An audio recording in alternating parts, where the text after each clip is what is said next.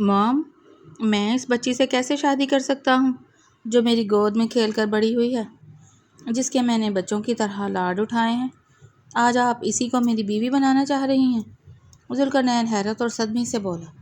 کہاں وہ 24 سال کا جوان اور کہاں وہ 12 سال کی 2 پونیوں والی بچی؟ اس کی شادی تم ہی سے ہوگی، یہ تمہارے مرتے ہوئے دادا کی خواہش ہے۔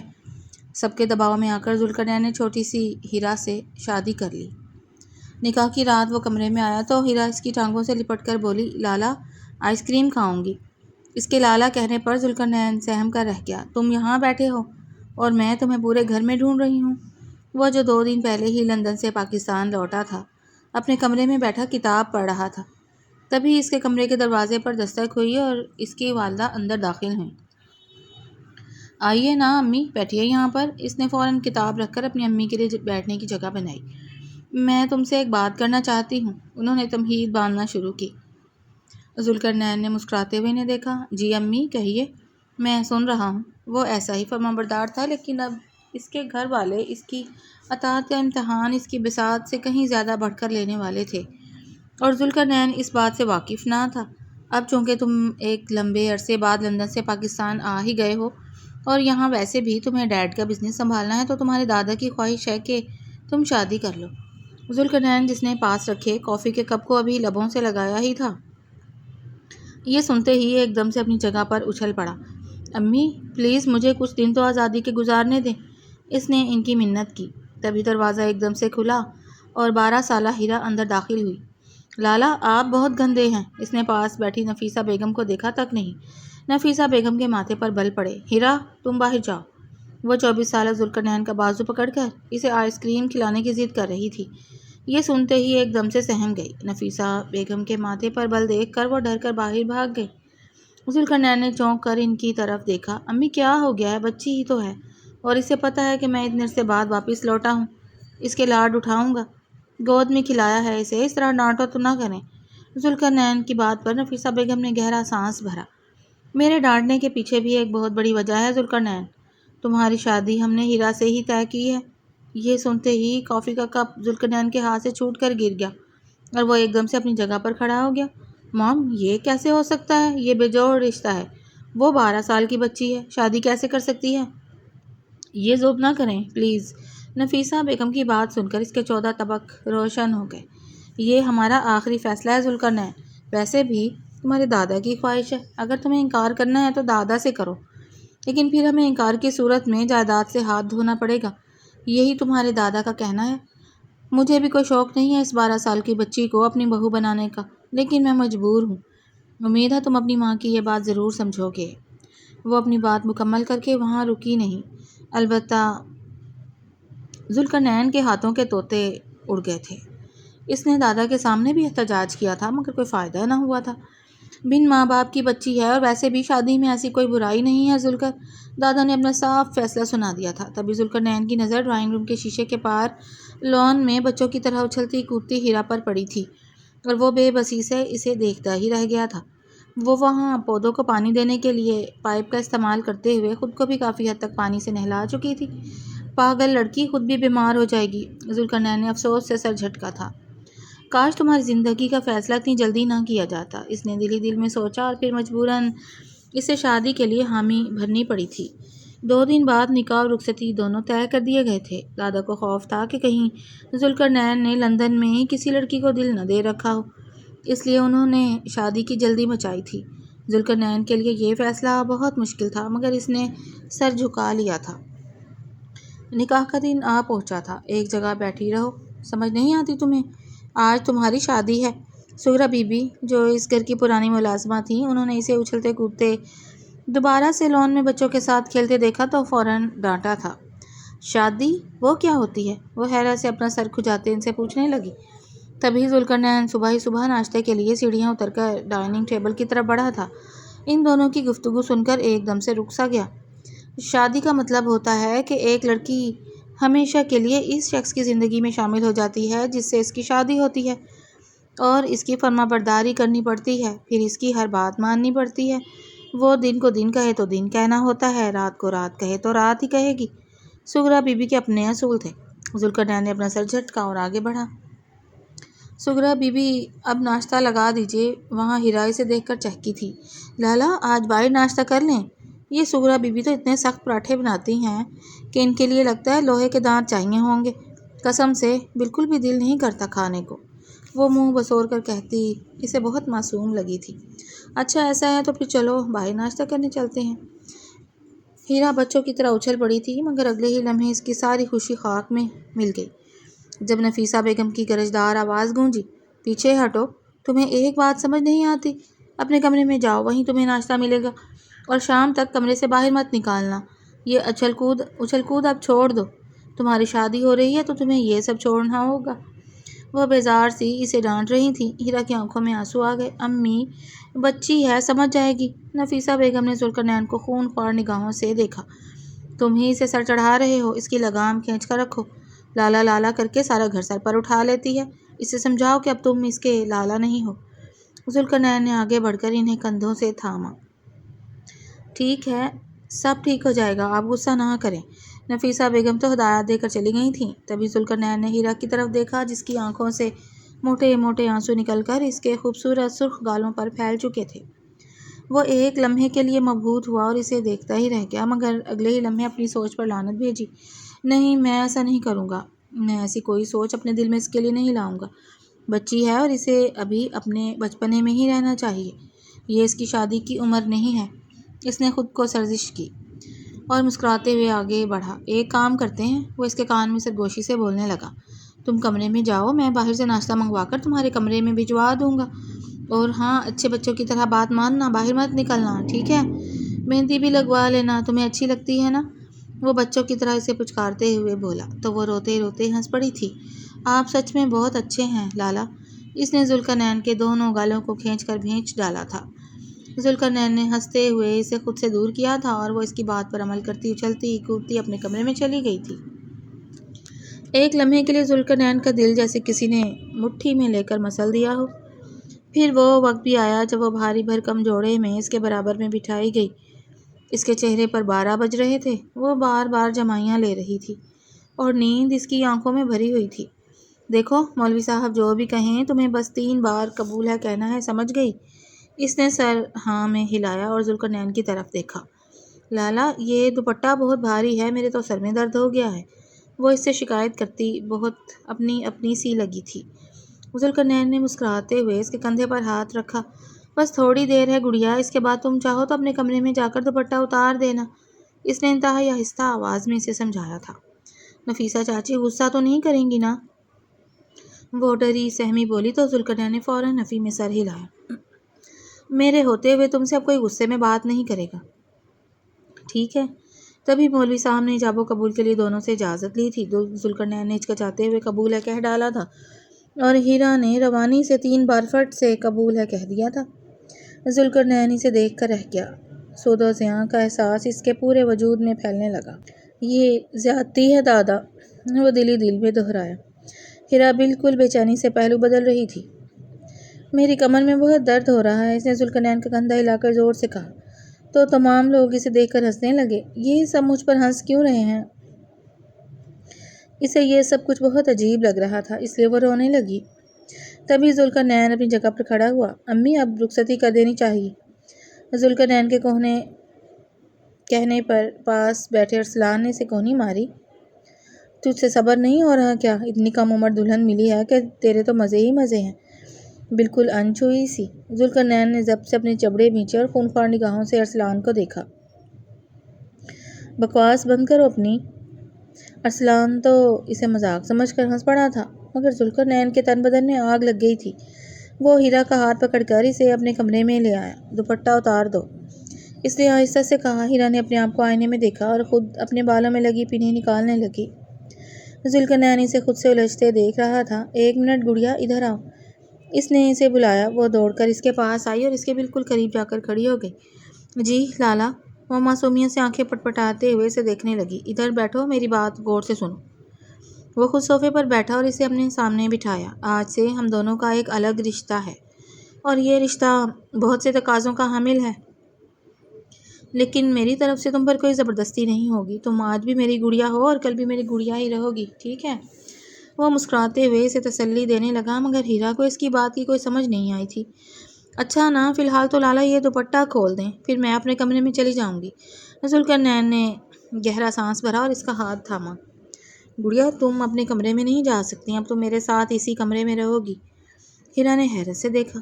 اس کمرے میں کیوں؟ امی کہتی تھیں کبھی کسی کے ساتھ اس کے کمرے میں مت جانا. وہ معصومیت سے اٹک اٹک کر اسے سمجھانے لگی. وہ اور بات تھی ہیرا, اب میں تمہارا شوہر ہوں نا, اور میاں بیوی تو ایک ہی کمرے میں رہتے ہیں, تم سمجھ رہی ہو نا. وہ اس کا چہرہ تھپ تھپاتے نرم لہجے میں کہتا اسے بہت پیارا لگا تھا. اچھا لالا. اسے کچھ سمجھ نہیں آئی تھی, بس ہاں میں سر ہلا گئی. وہ واش روم کی طرف چینج کرنے کی غرض سے بڑھا تھا کہ ایک دم سے چٹک کر پیچھے مڑا. ہیرا دوڑ کر اس کے ٹانگوں سے لپٹ گئی تھی. مجھے آئس کریم کھانی ہے, آپ آئس کریم کھانے لے جائیں نا. یہاں تو اتنے مہمان ہیں, میرا دل گھبرا رہا ہے. ذوالقرنین کو اس کی معصومیت پر ہنسی آ گئی. اچھا بابا, پہلے تو تم میری ٹانگوں سے دور ہٹو, قسم سے لٹک لٹک کر درد کر دیا. وہ ہنس کر بولا تو ہیرا دل کھول کر مسکراتے ہوئے پیچھے ہٹی. کب چلیں گے پھر؟ وہ معصومیت سے اس کی آنکھوں میں دیکھتے ہوئے بولی. وہ اس بات سے بے خبر تھی کہ آج ان دونوں کی شادی کی پہلی رات تھی اور وہ پہلی رات کو اس سے کیسی عجیب و فرمائش کر رہی تھی. اچھا بابا ٹھیک ہے, لیکن ہم پچھلے دروازے سے جائیں گے اور کسی کو پتہ نہ چلے. اس نے ہیرا کی چوٹی کھینچ کر مستی میں کہا اور چینج کرنے چلا گیا. واش روم میں بند ہوتے ہی اس کا دل ایک عجیب سے انداز میں دھڑکا. میں جانتا ہوں کہ تمہاری زندگی کا فیصلہ بہت اچانک لیا گیا ہے, مگر میں یہ بھی جانتا ہوں کہ میں خود پر بند باندھوں گا اور تمہاری معصومیت کو ختم نہیں ہونے دوں گا. وہ خود سے عہد کرتا باہر نکلا تو وہ اس کا انتظار کرتے کرتے صوفے پر ٹیڑھی میڑھی ہو کر پرسکون نیند سو چکی تھی. ذوالقرنین نے آگے بڑھ کر اسے کمبل اڑا دیا, تکیہ برابر کیا اور خود صوفے کے دوسرے کونے پر جا کر لیٹ گیا. تھوڑی ہی دیر میں اس کی آنکھوں میں نیند اتر آئی. اگلی صبح اس کی آنکھ کھلی تو اسے رونے کی آواز آئی. وہ ہڑبڑا کر اٹھ بیٹھا. ہیرا گھٹنوں میں سر دیے رو رہی تھی. کیا ہوا؟ وہ حواس باختہ اس کے پاس آیا. میں آپ سے بہت ناراض ہوں, آپ نے کل رات مجھے آئس کریم نہیں کھلائی. یہ سن کر ذوالقرنین نے گہری سانس بھری. تم بھی نہ ہیرا, مجھے ڈرا ہی دیا تھا. ویسے تم آج اسکول نہیں جا رہی؟ اسکول؟ ہیرا نے نفی میں سر ہلایا. میں اسکول نہیں جاتی. نفیسہ چاچی نے کہا ہے کہ اب تمہاری شادی ہو چکی ہے تو تم اسکول سے نکل جاؤ, کیا فائدہ پڑھنے کا. وہ معصومیت سے ان کے الفاظ ذوالقرنین کے سامنے دہرا رہی تھی. ذوالقرنین نے بے اختیار گہری سانس بھری. اچھا ٹھیک ہے, میں بھی فریش ہو کر باہر آتا ہوں. تم بھی ریڈی ہو جاؤ, آج تمہارا اسکول میں ایڈمیشن ہوگا. تمہاری پڑھائی کا شوق ہے نا تمہیں. وہ بچوں کی طرح خوش ہو گئی. تھوڑی دیر بعد وہ ذوالقرنین کے ساتھ باہر نکلی. ذوالقرنین نے اس کا ہاتھ تھاما ہوا تھا. نفیسہ بیگم نے یہ دیکھا تو غصے سے آگ بگولا ہو گئی. مانا کہ یہ بے عقل ہے, بچی ہے, نادان ہے, مگر تم تو سمجھدار ہو نا, اس کے ساتھ اتنا اٹیچ ہونے کی ضرورت نہیں ہے. دادا کی خواہش دادا کی زندگی تک ہی رہے گی. اس کے بعد تم اسے طلاق دے کر اپنی ہم عمر لڑکی سے شادی کر سکتے ہو. ذوالقرنین نے پھٹی پھٹی نگاہوں سے نفیسہ بیگم کو دیکھا. ہیرا کی زندگی کھیل ہے کیا؟ اس کے سوال نے اس کے ماتھے پر بل ڈالے, مگر ذوالقرنین نے انہیں مزید کچھ بھی کہنے سے روک دیا. فی الحال میں شوہر کا کردار ادا کر بھی نہیں رہا ہوں. آج اسکول میں اس کا ایڈمیشن ہے, ویسے بھی یہ عمر اس کی پڑھائی کی ہے. خیر, یہ کہہ کر وہ آگے بڑھ گیا اور وہ مسکراتے ہوئے اسے لالا لالا کہتی اپنی فرمائشوں کی لمبی لسٹ تھما چکی تھی. اسے اسکول گئے 1 مہینہ ہونے والا تھا. وہ روز صبح اٹھ کر اس کے بال بناتا, اس کا اسکول بیگ تیار کرتا اور پھر اسے گاڑی میں اسکول ڈراپ کرتا. کچھ دنوں میں اس کے پیپر ہونے والے تھے. وہ پڑھتے پڑھتے نیند کے جھونکے میں آئی تو وہ بے اختیار ہنس پڑا تھا. میں نہیں پڑھ رہی, اب آپ میرا مذاق اڑا رہے ہیں. وہ منہ بسور کر رونے لگی. ارے ارے میری لاڈلی گڑیا, ایک کام کرتا ہوں, تمہارے لیے چائے لے کر آتا ہوں, پھر تمہاری نیند بھی اٹھ جائے گی اور تم پڑھنا بھی شروع کر دو گی. وہ اس کے لیے کچن میں چائے بنانے آیا تھا. پہلی بار وہ کچن میں آیا تھا, اس کے ہونٹ خود بخود مسکراہٹ میں ڈھل گئے. یہ لڑکی مجھ سے ہر کام کروا سکتی ہے. اس نے ساس پین میں پانی رکھا اور چائے پتی ڈال کر ابلنے کا انتظار کرنے لگا. تھوڑی دیر بعد دودھ اور چینی ڈال کر اس نے چائے کپ میں نکالی اور اپنے لیے بھی لے آیا. آپ کا تو پیپر نہیں ہے, پھر آپ کیوں پی رہے ہیں؟ وہ چائے پی کر پڑھتے ہوئے اس سے سوال کر بیٹھی. کیوں, میرا دل نہیں چاہ سکتا؟ وہ اسے گہری نظروں سے دیکھتے ہوئے بولا. اس وقت وہ اسے اپنے دل کے بے حد قریب محسوس ہوئی تھی. اچھا, ویسے اسکول میں سب پوچھتے ہیں کہ یہ ہینڈسم لڑکا کون آتا ہے تمہارے ساتھ. میں انہیں کیا بتاؤں, آپ تو میرے لالا ہیں نا. مگر نفیسہ چاچی کہتی ہیں تم لالا نہ کہو. پھر کیا کہوں میں؟ وہ پرسوچ نگاہوں سے اسے دیکھتی ایسا سوال پوچھ بیٹھی جسے سن کر اسے کچھ عجیب لگا۔ تم دوست کہہ دینا میرے دوست ہیں۔ اس نے آسان حل پیش کیا۔ ہاں یہ ٹھیک رہے گا۔ وہ ایک بار پھر سے خوش ہو گئی اور آدھے گھنٹے میں ہی نیند کی گہری وادی میں کھو گئی۔ اس نے اسے کمبل اڑا کر جیسے ہی پلٹنا چاہا تو اس کا ہاتھ ہیرا کے ہاتھ سے مس ہوا۔ اوہ نو، اسے تو بخار ہے۔ وہ بے چین ہوا اور اس کے قریب آ کر اس کے گال تھپ تھپا کر اٹھانے لگا۔ ہیرا گڑیا اٹھو، دوائی تو پی لو۔ وہ نیند میں کسمسائی اور ایک بار پھر سے سو گئی، مگر اب ذوالقرنین کی نیند برباد ہو گئی تھی۔ وہ بار بار اٹھ کر اسے دیکھتا کہ کہیں اس کی طبیعت زیادہ خراب تو نہیں ہو رہی ہے۔ یہ مجھے کیا ہو رہا ہے؟ اس نے خود کر سرزش کی، مگر سچ تو یہ تھا کہ اسے ہیرا سے بہت لگاؤ ہو چکا تھا اور وہ اس کی تکلیف بالکل بھی برداشت نہیں کر سکتا تھا۔ اگلے دن وہ اسے اسکول سے واپسی پر سیدھا کلینک لے آیا، ہیرا کے ساتھ اپنا نام لکھوایا۔ ریسیپشنسٹ کے یہ پوچھنے پر کہ یہ آپ کے کون ہیں، اس نے بے دھیانی میں شوہر کہہ ڈالا اور پھر بری طرح پچھتایا۔ وہاں موجود ہر شخص اسے حیرت سے دیکھتے ہوئے ہیرا کو ملامتی نگاہوں سے دیکھنے لگا۔ توبہ توبہ، کیسی لڑکی ہے! ماں باپ کی عزت خاک میں ملا کر اب یہاں اتنے بڑے آدمی کے ساتھ گھوم رہی ہے۔ کیسا زمانہ آ گیا ہے! ہیرا نے نا سمجھی سے اس کی طرف دیکھا۔ آج کل کی لڑکیاں تو ماں باپ کے بارے میں بالکل نہیں سوچتی، بس انہیں شوگر ڈیڈی کی عادت جو پڑ گئی ہے۔ Sugar daddy? یہ شوگر ڈیڈی کیا ہوتا ہے؟ ہیرا نے بے ساختہ اس سے سوال کیا۔ تبھی ذوالقرنین کا جواب دے گیا۔ وہ وہاں بیٹھے ان دو نوجوانوں لڑکوں کو دیکھ کر غصے میں بپھرا، آگے بڑھا اور انہیں گریبان سے تھام لیا۔ اپنی بکواس بند رکھو، میں شوہر ہوں اس کا یہ مطلب نہیں ہے کہ جو منہ میں آئے گا وہ اب بولتے چلے جاؤ گے۔ ہاں عمر میں چھوٹی ہے تو کیا ہوا، لیکن تمہارے ذہن میں پلنے والی گندگی میں اچھی طرح صاف کرنا جانتا ہوں، سمجھے؟ وہ انہیں بری طرح جھٹک کر اس کا ہاتھ پکڑے باہر نکل آیا۔ ہم کہیں اور سے دوائی لے آئیں گے، فی الحال تم گھر چلو۔ وہ سخت غصے میں تھا، وہ سہم کر بیٹھ گئی۔ گھر آتے ہی اس نے ہیرا کو بری طرح ڈانٹ دیا تھا۔ تمہیں کہا بھی ہے کہ ہر وقت آئس کریم کی رٹ مت لگایا کرو۔ دیکھ لیا نا اپنا حال، ناک بہہ رہی ہے، کھانسی ہو چکی ہے، سر میں درد ہے۔ کبھی میری کوئی بات مان لی ہوتی تو آج یہ سب نہ ہوتا۔ وہ جو کبھی اس سے اونچی آواز میں بات تک نہ کرتا تھا، آج ڈانٹ دیا تو وہ بھاں بھاں کر کے روتے ہوئے اپنے کمرے میں چلی آئی اور دروازہ بند کر دیا۔ 2 دن تک اس نے ذوالقرنین سے کوئی بات نہیں کی۔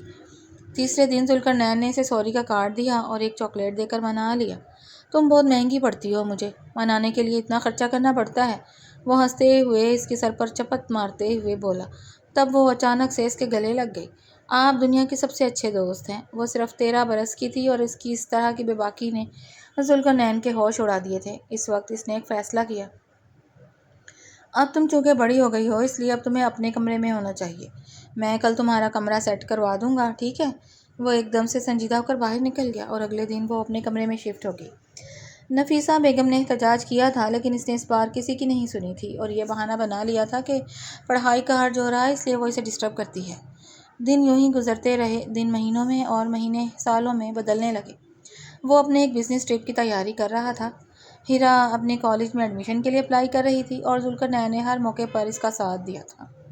وہ ایسی ہی ایک حیران کن شام تھی۔ وہ تھکا ہارا آفس سے واپس لوٹا تو ہیرا اسے لان میں اپنے کسی دوست کے ساتھ نظر آئی۔ اس کے علاوہ اس کی ایک اور فیمیل فرینڈ بھی وہاں موجود تھی۔ ہیرا کی برتھ ڈے تھی، وہ بھی اس کے لیے تحفہ لایا تھا، مگر ذوالقرنین ہیرا کی آنکھوں میں ایسی چمک پہلی بار دیکھ رہا تھا جو وہاں بیٹھے سرمد کو دیکھ کر اس کی آنکھوں میں نظر آ رہی تھی۔ وہ ایک لمحے کے لیے ٹھٹک سا گیا، اس کا دل دھڑکنا بھول گیا۔ اس نے بے اختیار گہرا سانس بھرا، سانس لینے میں اسے تنگی محسوس ہوئی۔ اس نے اپنا تحفہ چھپا لیا۔ میں یہ سب کچھ کیوں سوچ رہا ہوں؟ اگر ہیرا کی خوشی یہاں ہے تو میں خوشی اس کی خوشی پر قربان ہو جاؤں گا۔ وہ یہ سوچتا اپنی اسٹڈی روم میں آیا اور اس نے ملازمہ کے ذریعے ہیرا کو اپنے پاس بلایا تھا۔ بیٹھو۔ وہ اس کے پاس کمرے میں آئی تو اس نے اسے اپنے سامنے بیٹھنے کا اشارہ کیا۔ سرمد کو پسند کرتی ہو؟ ہیرا نے چونک کر اسے دیکھا۔ یہ کیسا سوال ہے؟ ویسے آپ میرے لیے گفٹ نہیں لائے؟ وہ چہکتی ہوئی اس سے پوچھنے لگی، مگر وہ بالکل خاموش تھا۔ نہیں، میں بھول گیا تھا، آج میں تم سے ایک ضروری بات کرنا چاہتا ہوں۔ ہیرا نے اپنے بالوں کو ایک ادا سے پیچھے کیا تو اس کی دودھیا گردن پر ذوالقرنین کی نظر پڑی۔ وہ بے اختیار نظریں چرا کر رخ پھیر گیا۔ تم ہمیشہ پوچھتی تھیں کہ اب دوست کے علاوہ کیا رشتہ ہے ہم میں۔ میں نے تمہیں بارہا بتایا تھا کہ میں کون ہوں، مگر کم عمری کی وجہ سے تمہیں کچھ بھی یاد نہیں ہے۔ وہ ٹھہر ٹھہر کر کہتا اس کے اوسان قطع کر رہا تھا۔ میرے اور تمہارے درمیان دوستی کے علاوہ میاں بیوی کا رشتہ ہے۔ ہیرا ایک جھٹکے سے اپنی جگہ سے کھڑی ہو گئی، اس کے ہونٹ پھڑ آئے۔ اور اب مجھے لگتا ہے کہ تم شعور کی منزل طے کر چکی ہو، اس لیے میں نے فیصلہ کیا ہے کہ تم اپنے لیے نئی زندگی چن لو۔ میں تمہیں طلاق دے دوں گا۔ وہ فیصلہ سنا کر لوٹ گیا تھا۔ اس صبح پیکنگ کر کے وہ اپنے بزنس ٹرپ کے لیے 2 دن کے لیے لندن روانہ ہو گیا۔ وہاں ہر آواز اسے ہیرا کی یاد دلا رہی تھی، ہر جگہ اسے ہیرا محسوس ہو رہی تھی۔ وہ جتنا اس کی یادوں سے خود کو پیچھا چھڑانے کی کوشش کرتا، وہ اتنا ہی اس کے سامنے آ رہی تھی۔ تھک ہار کر 2 دن جیسے تیسے گزار کر وہ واپس لوٹا تو گھر میں عجیب سی خاموشی تھی۔ وہ دھیرے دھیرے تمام کمرے چیک کرتا تھکے قدموں کے ساتھ اپنے کمرے کے پاس آیا۔ ایک جانی پہچانی بھینی خوشبو اس کے نتنوں سے ٹکرائی۔ وہ ہمیشہ اس کے استقبال کے لیے آئی تھی، مگر آج وہ نہیں آئی تھی۔ اس نے کمرے کا ہینڈل گھمایا اور اندر داخل ہوا۔ وہ آئینے کے سامنے کھڑی اپنے بال سنوار رہی تھی۔ ذوالقرنین کے کمرے میں اس کی ہر چیز موجود تھی۔ وہ مسکرا کر پیچھے مڑی۔ اس کے ہاتھ میں ذوالقرنین کا دیا ہوا تحفہ تھا۔ خوش آمدید مسز ذوالقرنین، آپ کے انتظار میں صدیاں گن رہی تھی۔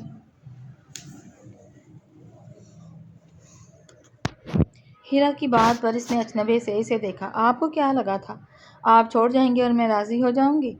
وہ دھیرے دھیرے چلتی اس کے پاس آئی۔ آپ نے مجھے عزت دی، مجھے انچھوا رہنے دیا، مجھے نازک کلی کی طرح ٹریٹ کیا، اور جب مجھے آپ کی عادت ہو گئی تو آپ نے چھوڑنے کی بات کر دی۔ آپ میرے ساتھ ایسا کیسے کر سکتے ہیں؟ آخر میں اس کی آواز رن گئی تھی۔ وہ اس کا گریبان تھام کر سوال کرنے لگی۔ ذوالقرنین نے گہرا سانس لے کر خود کو آزاد محسوس کیا تھا۔ وہ گہری نگاہوں سے اسے دیکھنے لگا۔ وہ منہ پر ہاتھ